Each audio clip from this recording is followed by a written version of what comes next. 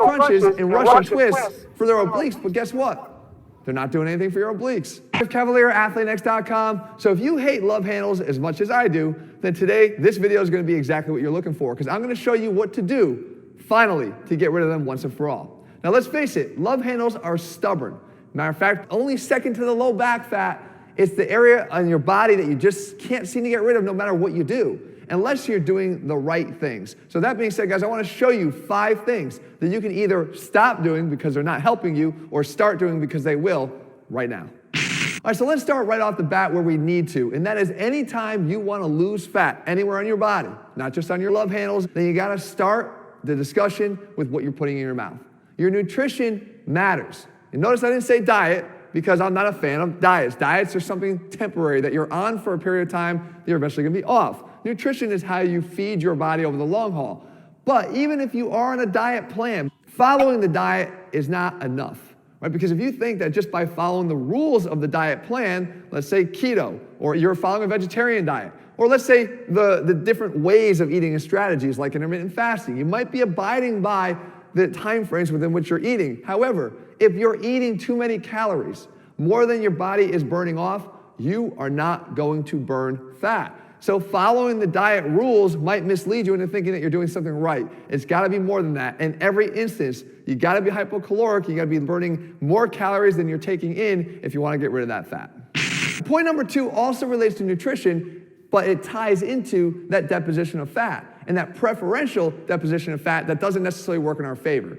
You see, we might want to get rid of that fat over the lower abdomen and the love handles, and maybe over that low back, which I actually happen to still have here myself, even at very lean levels of body fat. But remember, we don't get to choose. And it's because the body stores fat in a very particular way, particularly in men. You start losing it first here in your face and in your neck, and the last place to come off is down that abdomen and around the love handles in the waist. So what we do is we gotta persist with that nutrition plan, even if you're doing everything right.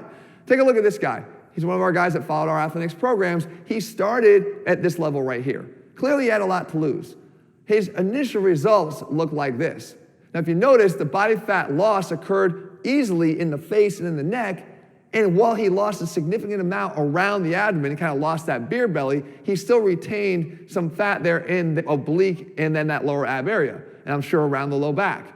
However, if he were to give up at this point because he figured, you know what, it's just not in the cards for me, I'm never going to be really ripped, he would have been mistaken. You have to persist and go through that knowing that this is the pattern that we lose fat, particularly in men, like I said. So he persisted, and this is what happened.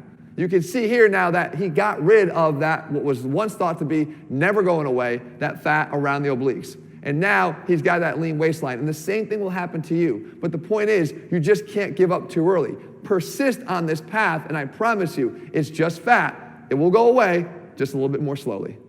Reason number 3 of why you still can't get rid of those love handles is because you're training just your abs. I understand that when we develop a muscle, the appearance of it is going to look better. However, if it's covered in fat, you're not going to see the results of your hard work. Well, if you're doing the first 2 things I told you, you're going to start to see what's underneath, and that's where the rubber hits the road. Are you actually showing off any muscle because you've taken the time to develop the right ones?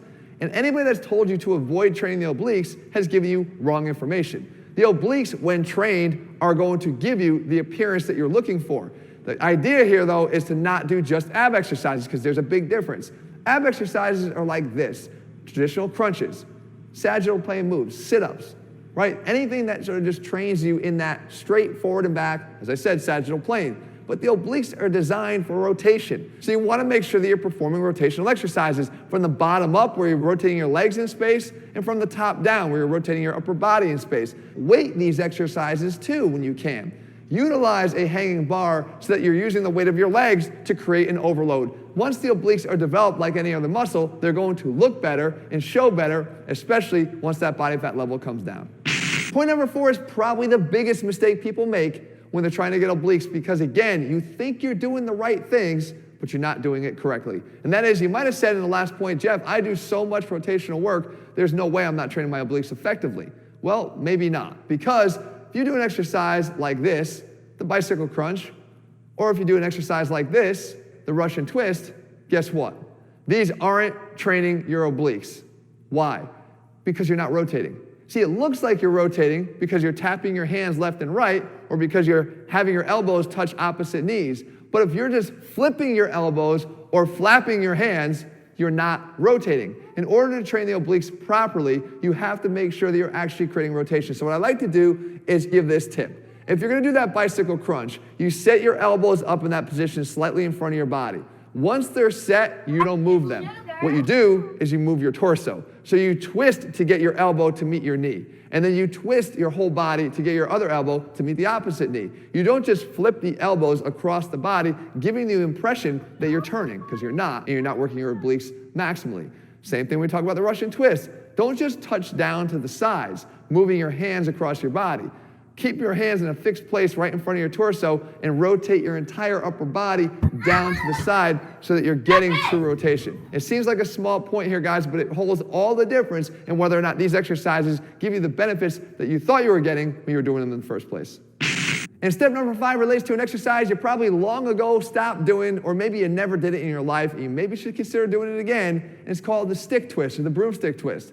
And what I like about this is it reinforces everything we just talked about in the last point. And that is it fixes your body in space and then allows you to rotate from there without getting that flipping of the elbows across your body.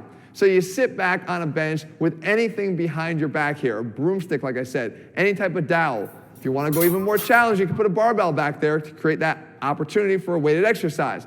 But what we do is we lock our elbows in place, sit back to get that posterior tilt and actually a little bit of resistance against the abs and obliques into flexion. And then we go and we just drive our elbow across our body with the rotation of the torso. The torso and the bar are moving as one, and we drive across.